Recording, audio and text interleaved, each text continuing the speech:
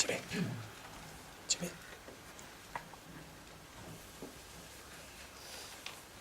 بالله من الشيطان الرجيم. بسم الله الرحمن الرحيم. الحمد لله رب العالمين.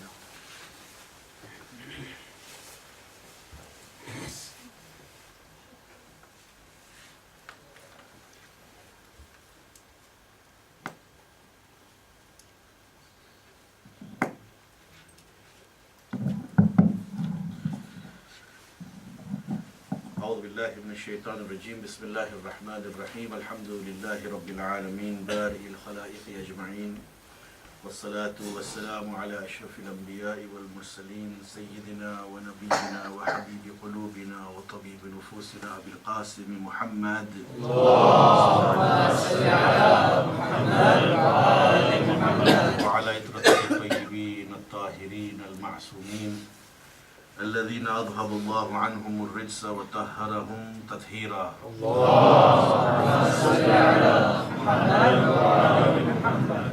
أما بعد، السلام عليكم ورحمة الله.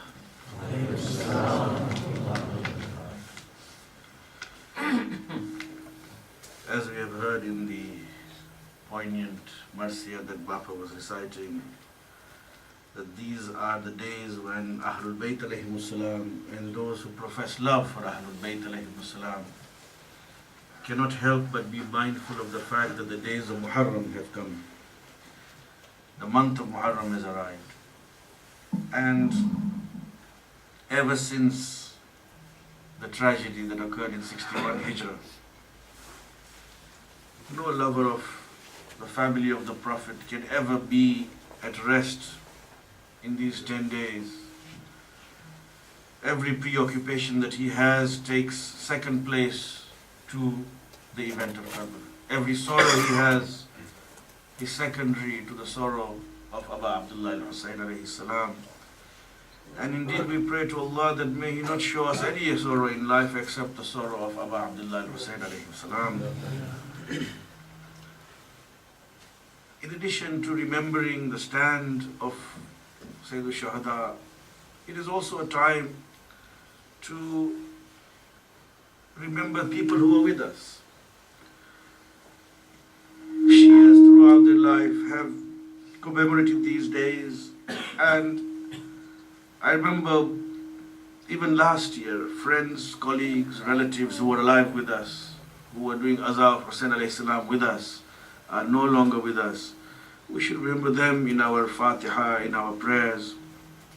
And I remember distinctly once when I was speaking to a scholar and I was on my way to Mashhad, and he said to me that, so who will you remember in your ziyarah? When you go there, who will you remember in your dua? So I said to him, well, I will remember my parents, I will remember my teachers. He kept on saying, but who else? Who else? I said, I'll remember you see. He said, no, there is somebody more important that you must never forget. And it was a very interesting point he made. He said that you are not originally Muslim. You are maybe a Muslim for 150, 200 years. Somebody in your ancestors took that leap of faith, changed from something else to Shia Ithna Ashar. He said, you don't know who they are. It could have been a man, it could have been a woman. They were maybe Hindu or something else. But then a spark came in their heart, a word they heard, and they made that transition. He said, Abbas, you owe everything to that person. Maybe you don't know their name, but remember them in Fatiha. So may Allah subhanahu wa ta'ala bless our ancestors, our marhumeen. Let us remember them with Al-Fatiha.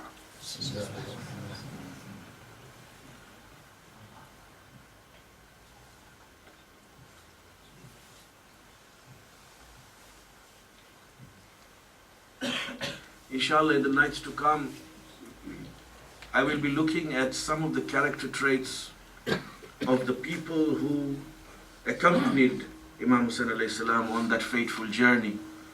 And it seems to me that they possessed a strength of character that was not possessed by those who stood against Imam Hussain alayhi salam.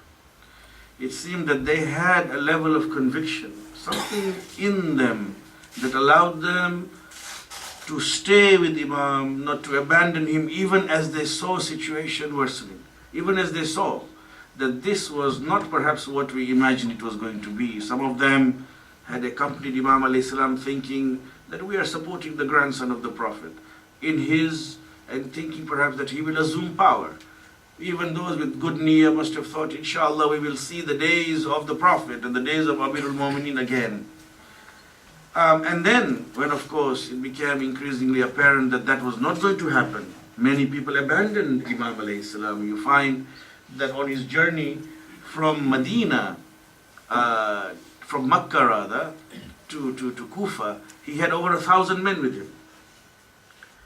And as news began to filter from Kufa that the tide has turned and the people are now standing against Imam, or at least are no longer standing with him, many people abandoned him.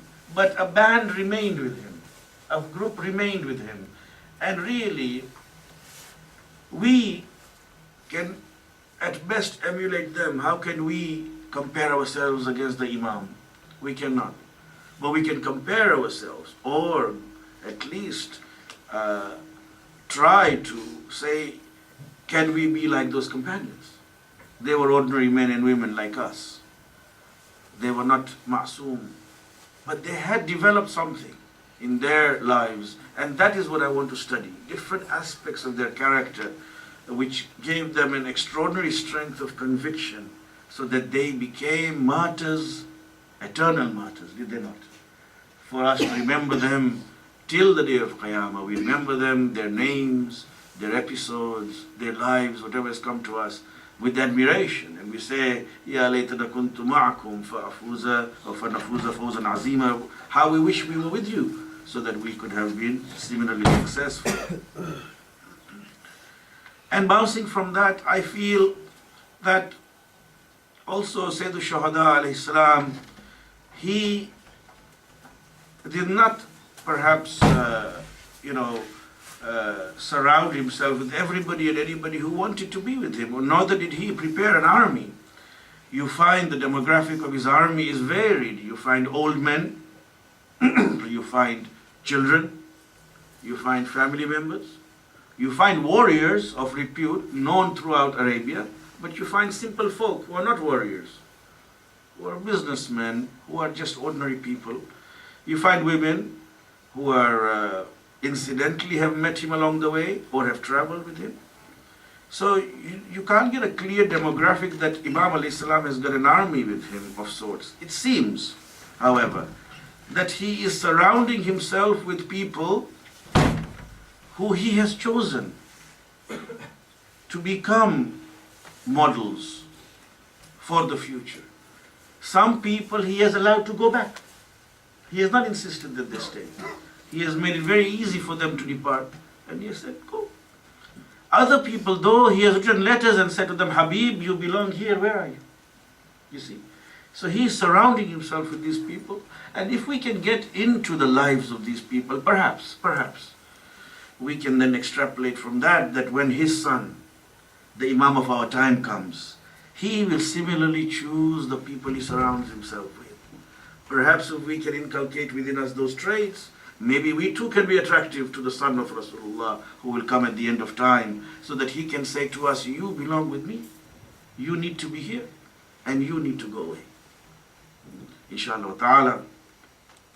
With this in mind, as a preamble, inshallah ta'ala, what I foresee the next nights to be is that we will pick up on one or other traits of these men, and I want to, as much as possible, to each day study for about 10 minutes or so one of the sayings, one of the speeches or portions of speeches or du'as of Imam Hussain alayhi salam on this epic journey. He gave many talks at many different places, and history has preserved this for us. It gives us a clear idea of the mindset of Hussain ibn Ali in this journey. And you will see that this was a man, okay, he is an Imam, okay, he may have access to whatever Allah wants him to have of ilm, of ghaib, but you see a man who is at every stage wisely pondering his options, exhorting the people to do the right thing, and then moving in a direction. And that becomes very clear from his words, inshallah ta'ala, which we will study. I want to begin, though, by asking a fundamental question, which I think is very, very important. Especially, I'm glad children are here, youngsters are here, and this is something that needs to be thought about at some point, that Imam Hussain alayhi salam died a long time ago, 1400 years ago. That is a long, long time. And we never cease to commemorate him and his tragedy.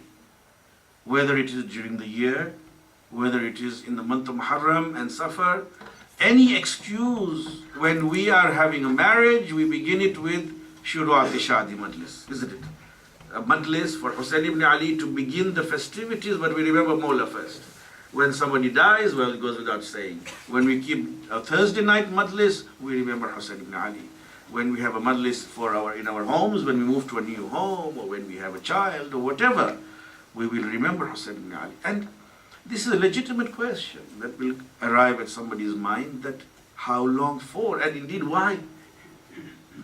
Just recently somebody sent me an email, a Shia boy, saying that we do not commemorate Rasulullah sallallahu alayhi wa sallam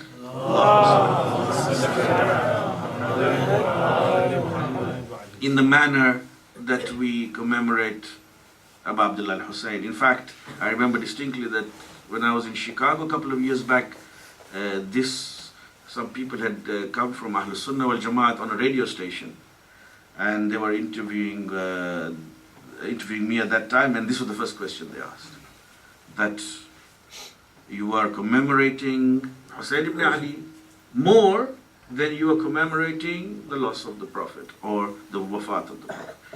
Well, first and foremost, of course, we mustn't get confused. Hussain ibn Ali alayhi salam independently is nothing if there isn't the Prophet in the picture. He is first and foremost the defender of the religion brought by Muhammad sallallahu alayhi wa sallam. So there is no comparison or try to equate that. Rasulullah's position is primary and it is unassailable. It cannot be compared against others. It is like trying to say, comparing Sahaba against Amir al-Mu'mineen. It's not a comparison.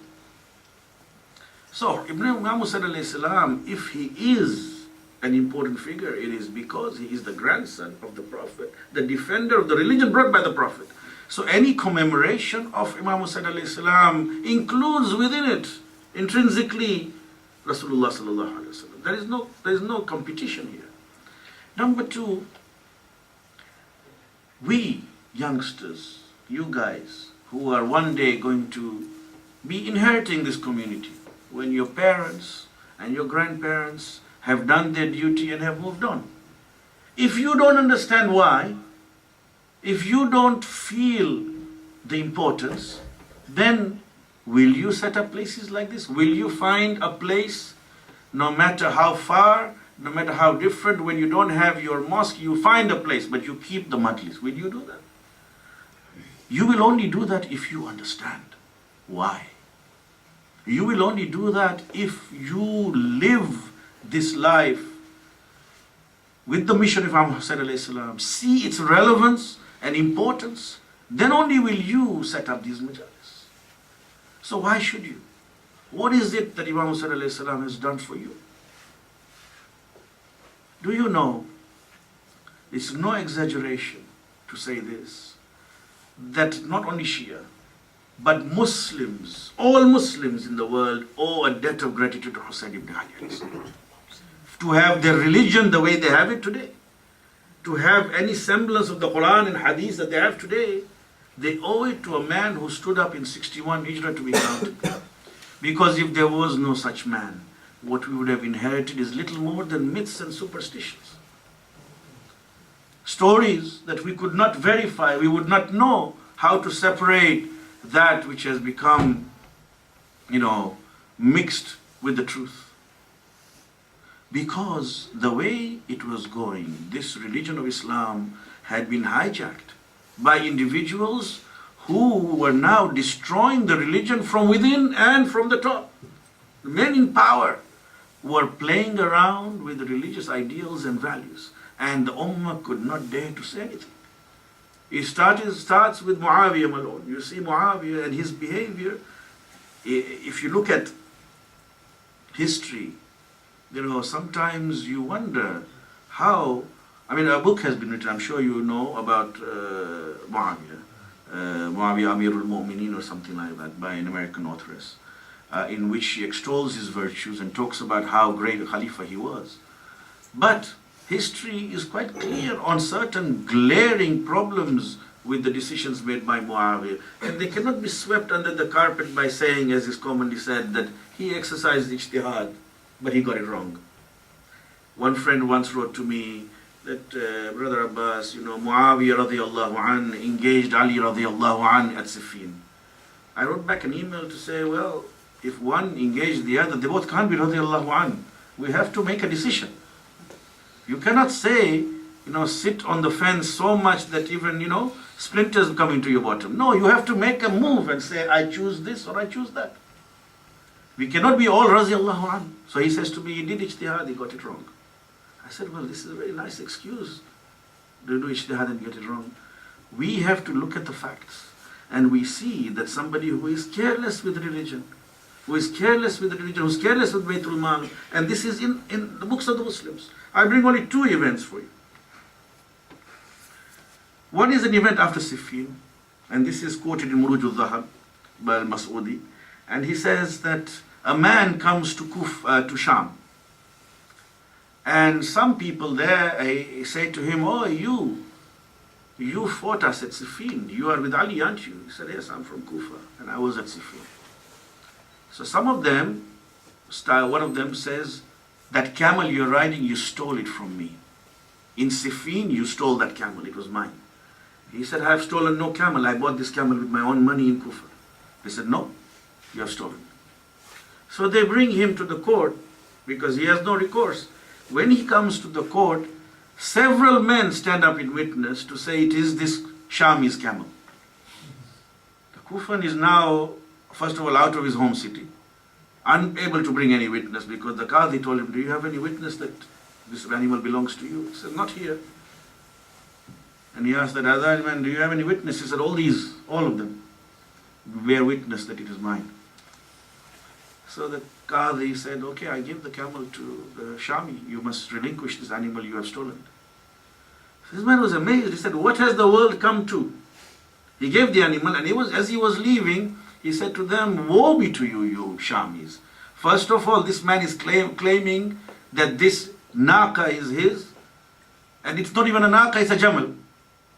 It means he's claiming that this Shaykh camel is his. He was using the Arabic for she camel, and he says this is a male camel. Alright, and you people have lost your religion. Muawiyah got to hear about this. He called the man. He called the Kufa and he said to him, so what happened? He said, this is what happened. This is the kind of, rebel that we find in the Muslim state. And you are the ruler. So Muawiyah said to him, how much is your camel? He gave a figure. Muawiyah said, take the money. As he was going, he said, pass a message to Ali for me. Tell him, just like this, I have hundreds. They would swear it was night if I told them it was night, even if it was day. How many does he have like that? How many? So what he's trying to tell him, that I have bought these people's souls. They will do as I say. In my name, not in the name of Islam. When they were marching to Siffin, another amazing thing, when they were marching to Siffin, somebody told Muawiyah that we will be on the march, it will be Friday, we won't be able to do Salatul Jummah because we'll be on the road. So Muawiyah said, when do we leave? He said, we leave on Thursday. He said, fine, let's do the Salatul Jummah on Wednesday. He said, can we do this? He said, yes. Muawiyah led in Damascus Salatul Jummah on Wednesday, where Allah subhanahu wa ta'ala in the Quran is saying, Ya ayyuhalladhina amanu idha nudiya lis-salati min yawmil jumu'ati fas'au ila dhikrillah. Allah is saying, do it on Jumu'ah. He's saying we do it on Wednesday because it's expedient and people do it. Now, when this kind of behavior is happening in a village somewhere, fine. When it is happening in the capital of the Muslim empire, there is a problem. There is a big problem.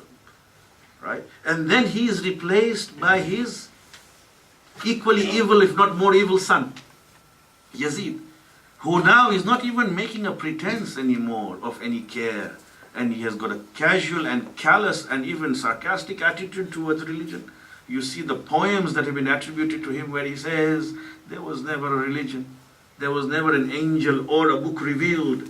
This was a ploy concocted by Banu Hashim to gain power.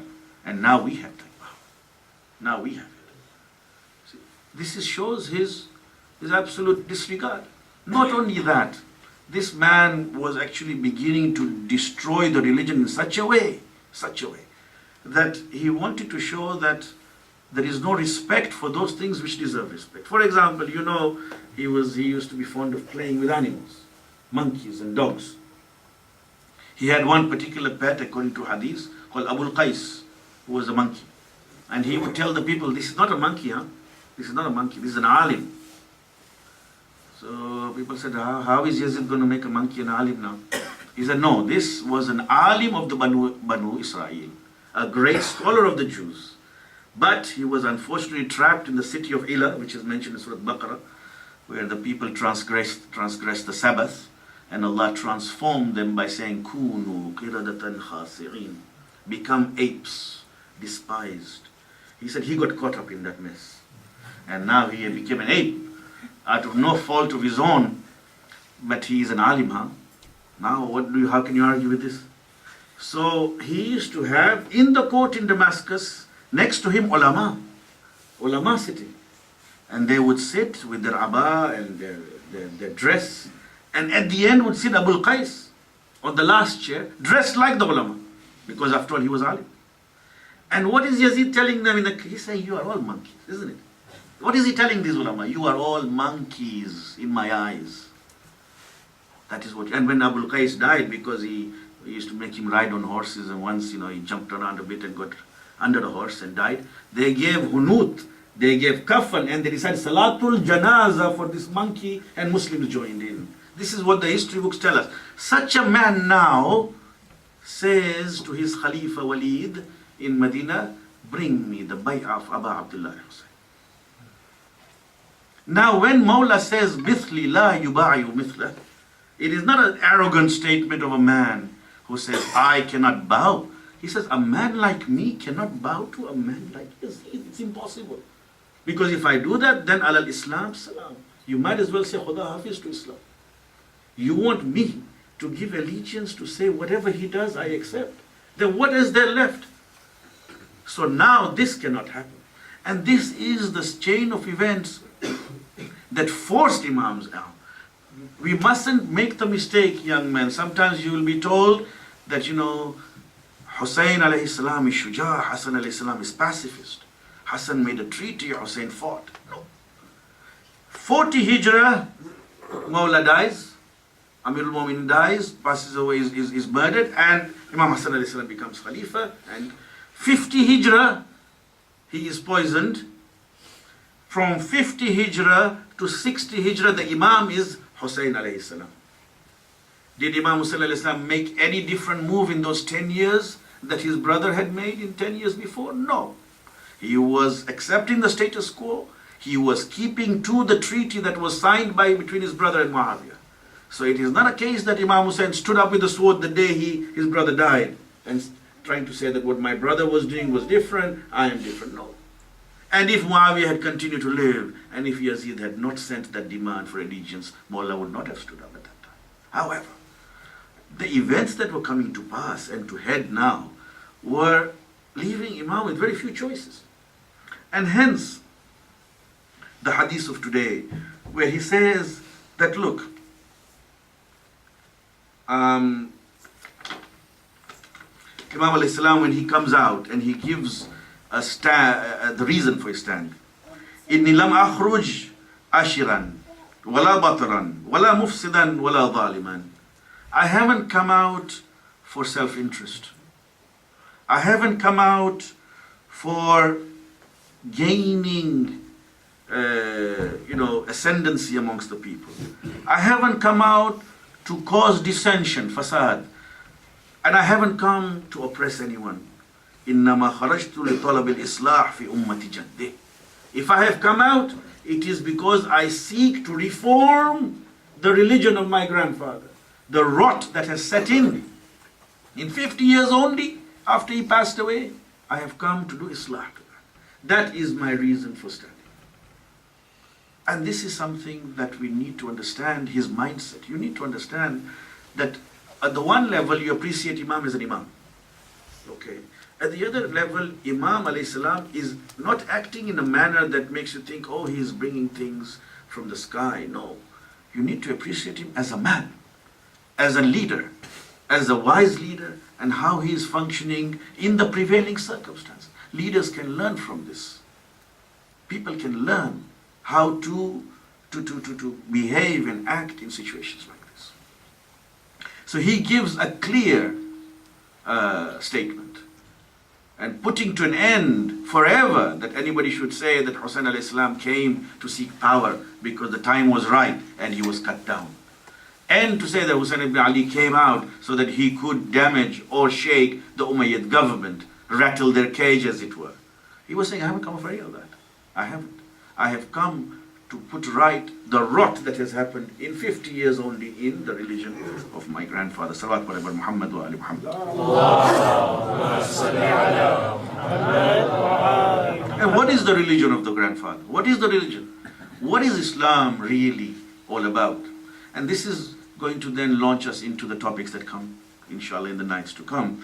Because when I talk about matters of akhlaq, matters of personal moral and morality and character and qualities, ethical qualities of these individuals who were with Imam Hussain alayhi salam, we need to understand that akhlaq plays a very, very important part. When Rasulullah came, we know this. All of you guys know it. If you don't know the Arabic, you know the English. When Rasulullah sallallahu alaihi wasallam came and he gave his mission statement, what did he say? I have been sent to do what? Anybody tell me here? To do what? I have been sent to improve the akhlaq. Ahsan.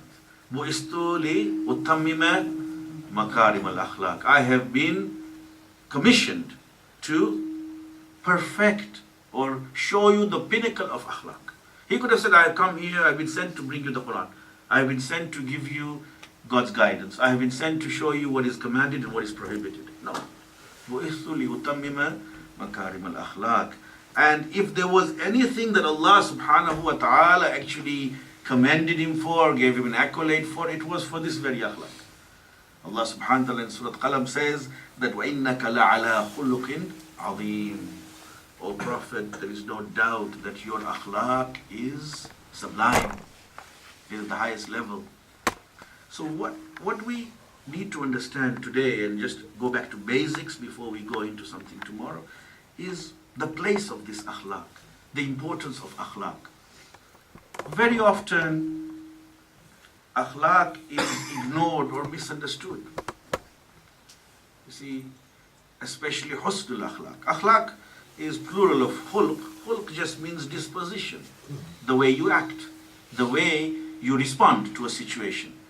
Now, that response might be something you verbalize and bring to action, or it might be a response that you immediately comes to your mind, but then you sift it through the training you have been given by your parents and your teachers and what you have read and what you know is right and wrong, and then you bring something to action. Okay? If your initial response is a good one, then you are at a higher level of akhlaq, obviously. But if your initial response, your mental response is not a good one, but your action and words are good, then at least you possess akhlaq. For example, we have Sadiq is one who speaks the truth. Siddiq is one whose first instinctive reaction to anything is truthful. He does not even imagine that I should lie here, let alone bring it to his lips or bring it to his hands. Now we know that we have two parts to us. It's very, very clear rushing through this now. We have a body, and the body has its needs, and the body has its diseases. Right? The diseases of the body are studied in ilm al-tib, the study of medicine. Similarly, we have a soul. Soul has its needs, and it has its pleasures, and it has its diseases. And the study of the disease of the soul, ilm al-akhlaq. Okay? So in akhlaq, when we study, it has a place in Islam. In fact, Islam, the ulama divide into three. Islam is made up of beliefs, what we call our usul, our aqaid, our beliefs, and of course not just verbalizing the beliefs, say for example in one God, but actually believing in one God. So we have beliefs to which we understand and to which we commit. That means we not only say there is one God, but we live our lives to show that there is one God. We not only say there will be a ma'ad, but we live our lives in a manner that we know that the accounting day is coming. So one part is beliefs. The second part is Sharia, what we loosely call commands and prohibitions. Again, very quickly, this is just repetition, but just to put it in its perspective, it can be one of five things: something that is wajib, something that is haram, something mustahab, something makruh, and something mubah. All our commandments and prohibitions are one of these five. There is no sixth. All right? And then there is akhlaq, morality. What is expected of us in terms of conduct. What we know is meritorious behavior for the soul. What we know is not a merit for the soul. And thereby we stay away from certain things and we try to inculcate. Those good things that we are taught to us in akhlaq, if we have them, we cultivate them. If we don't have them, we try to acquire them. And if they are evil traits, we try to distance ourselves from them. And if we already have them, we attempt to remove them, and so on. And in this manner, we live our lives trying to, if you like, emulate someone who. In Quran, we are told, if you want to emulate anybody, emulate Rasulullah. In this hadith, the ayat, لَقَدْ كَانَ لَكُمْ فِي رَسُولِ اللَّهِ أُسْوَةٌ حَسَنَةٌ. In the personality of the Prophet, you have the best role model. So you keep his life ahead of you, you keep the life of his successors ahead of you, and you try to model yourself, to try to fashion yourself, to imitate them, to look like them, to talk like them, to act like them, to decide like them. And this is the three things that make up religion. The fiqh comes close, the sharia comes close to akhlaq sometimes, but fiqh is actually very lenient. The fiqh has been designed to satisfy the lowest common denominator. So for example, something that the simplest person can do, the weakest person, the least capable person also can do. Because when a fiqh ruling comes, Allah subhanahu wa ta'ala and the lawgiver is well aware that that fiqh ruling will apply to a child who has just become baligh, will apply to an older person, will apply to a weaker person, and will apply to all these people. So it's kept very simple. Just like, for example, when we have an imam of salat, and he has to keep in mind the weakest person who is following him, so that he doesn't trouble. So if he looks at his congregation and sees that today, mashallah, many seniors are here, then he shouldn't try to recite like Salatul Jaffer Tayyar. He should keep the zikr brief, he should keep the qunut brief, and so on. But he looks around and he sees, oh, university campus, these are all young men, then he can recite a longer prayer. But he is told to keep in mind the weakest person in his congregation. Similarly, for example, in fiqh, if we see that, thank you very much. If we see that, as an example, we hear or we see somebody is dying of hunger, as an example, dying of hunger. Does Sharia tell us to feed him or not to feed him? Of course it tells us we must feed him. What to feed him, Sharia doesn't say. We could give him, theoretically, a crust of bread and a glass of water and say, this will save you from dying. And it's true. As far as fiqh is concerned, you've satisfied the fiqh, because that keeps things very lenient. But that is when akhlaq kicks in. Akhlaq now demands that you feed him the best you have got available. The best you can do for him, you do for him. That is the difference between the fiqh and the akhlaq. So the fiqh satisfies a basic common denominator. But for those who want to move closer to Allah subhanahu wa ta'ala, for those who respect their soul, have respect the dignity of man, they will embark on the path of akhlaq. They will not just satisfy themselves with the fiqh. You look at, for example, Amirul Mu'minin alayhi salam in the markets of Kufa buys 2 shirts, one for, and his servant is with him, qamba. One is an expensive shirt, one is a cheap shirt. The slave puts his hand towards the cheap shirt. He knows that I have a kind master, 2 shirts, at least one is mine. And Ali says to him, alayhi salam, what are you doing, come? He said, sorry, was that not for me? He said, not that was for me, this is for you. He said, Ya Mawla, this is a much more expensive shirt. He said, yes, you are a much younger man. Ali here is an old man. This will suffice me. This is akhlaq. The difference between akhlaq and fiqh. And Allah says in the Quran, first ayah, 4th surah, I think, A'udhu billahi minash shaitanir rajim, that لَن تَنَالُوا الْبِرَّ حَتَّى تُنْفِقُوا مِمَّا تُحِبُّونَ. You will never reach righteousness unless you spend for others what you love, not what you cannot use anymore, right? So suppose sometimes with, throwing shirts out because buttons are missing, because, it's frayed, you say, oh, give this to the poor. Send this to, wherever we're sending clothes at that time. Why? Why don't you say, this one, send it to the dustbin, or at least repair it, but the one that's in my hanger, that's a nice one, that one, send it to the poor. Then we can taste birr. Lan tanalul birr. You will never taste goodness until you begin to give others what you love. Why give others what you cannot use? Sometimes you read reports that say, oh, there's out-of-date medicine. Fine, send it to the third world. Out-of-date medicine, send it to the third world. Why? It's incredible. So we should not be like this, or clothes that cannot be worn. Sometimes, I am an optician, so people bring me glasses. I hear you're collecting glasses for the third world. I said, yes, but this one doesn't have one arm. I said, can you wear it? He said, no, but somebody in the third world could. I said, well, I don't know. I'll have to look for a guy with one ear. But, how are we going to wear this? You can't wear it, and I'm supposed to send it to the third world. No, we shouldn't be like this. So this is the difference between akhlaq, and we will begin to study this akhlaq inshallah wa ta'ala, because good akhlaq, husn akhlaq, is so important. You will be amazed. In one hadith we have that the most heavy thing on the scales of mizan is husnul khulq. I brought some hadiths, for example, from Rasulullah, all of them, Rasulullah sallallahu alayhi wa sallam.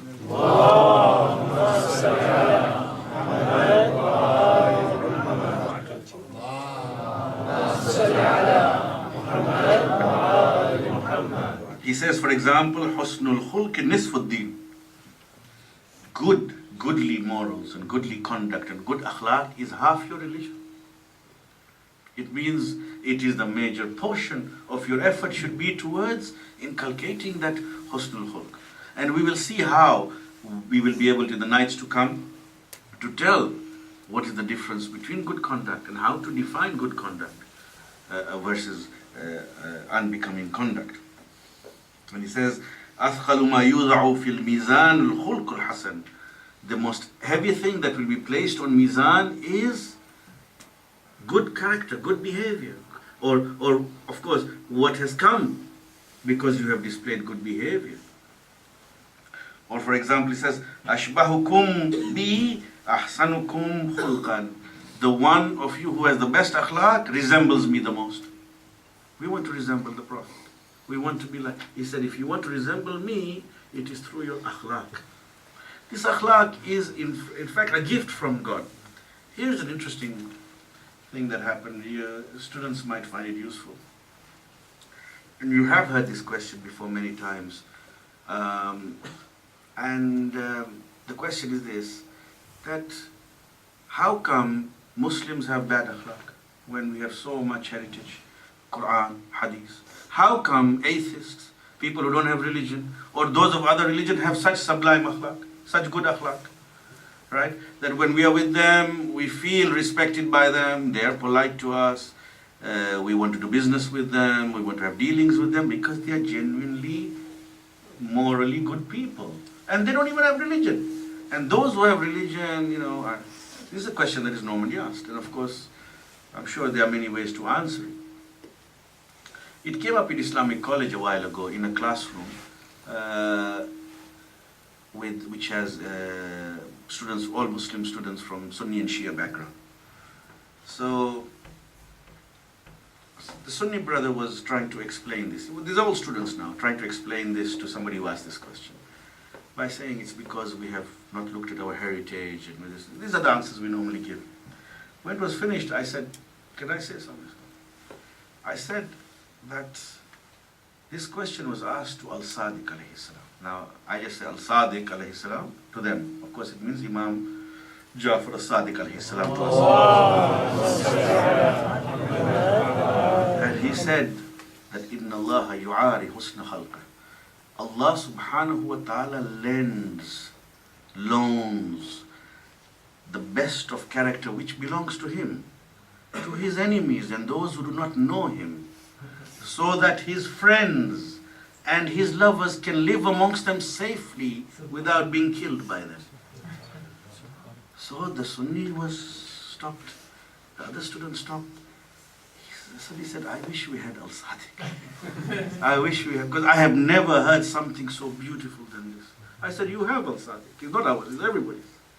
The Imam Sadiq alayhi salam says this is something that God gives as a loan, as a gift, to even those who do not know him. So Husnul Khalq is something very important.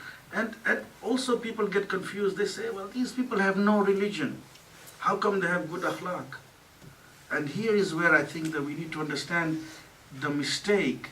People think religion came to teach us good akhlaq. No. Religion did not come to teach you good akhlaq. Good akhlaq was coded in you when you became a human being. وَنَفْسٍ وَمَا سَوَّاهَا فَأَلْهَمَهَا فُجُورَهَا وَتَقْوَاهَا. If you have got good akhlaq, well, we should say, welcome to the human race. If you have bad akhlaq, we should say, mashallah, you haven't become human yet. What else can we teach you? If you don't know that a favor deserves thank you, if you don't know that when there's an elderly person, whether Muslim or not Muslim, and he's having difficulty, you should raise your hand to help him. If you haven't understood basic etiquettes of moral decent society, you haven't, first of all, embraced your humanness. Islam is very far. And this is the mistake we make. We say, oh, this is a very good person, but he's not Muslim. He's a human being. He's understood his humanity. Islam and the Prophet came to show you the pinnacle of akhlaq, the sublime nature of it, what you can be. The Prophet was sent to show you the potential of human beings. That if you emulate me, if you follow me, I will show you what you can be, what is hidden inside you. Yeah? That is what we want to do. So, when we study this akhlaq, as we will do inshallah ta'ala in the days to come, we want to say to ourselves that we place ourselves like putty and say we have no shape. If we take a shape, we will take a shape from Rasulullah. If we take a shape, we will take a shape from his progeny, the Aimma alayhimus salam, and we will mold ourselves to that shape. We will look like that. We will talk like that. We will believe like that. We will act like that. And in that way we are safe. Amirul Mu'mineen says in Nahj Balagha that do not exceed the household of the Prophet, nor lag behind them. In both ways you will be lost. But if you cling to them and you hold them, they will lead you on safe paths. Subulus Salam, on safe pathways. So this is our hope, inshallah wa ta'ala, that may Allah subhanahu wa ta'ala give us tawfiq, that even in these days to come, that we are able to understand better the importance of akhlaq in our lives, inshallah. And as I said to you squarely, this absence of akhlaq, this incorrect akhlaq, was the missing element in the people who stood up against Hussein ibn Ali. This was the missing ingredient in those who stood against him, and this was the vital ingredient in those who remained on his side. When Imam alayhi salam first received that letter from Walid,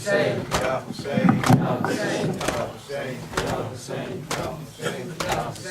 Sheikh अज़ादार चलो Karbala चले, ऐ शेख अज़ादार चलो Karbala चले, ऐ शेख अज़ादार चलो Karbala चले।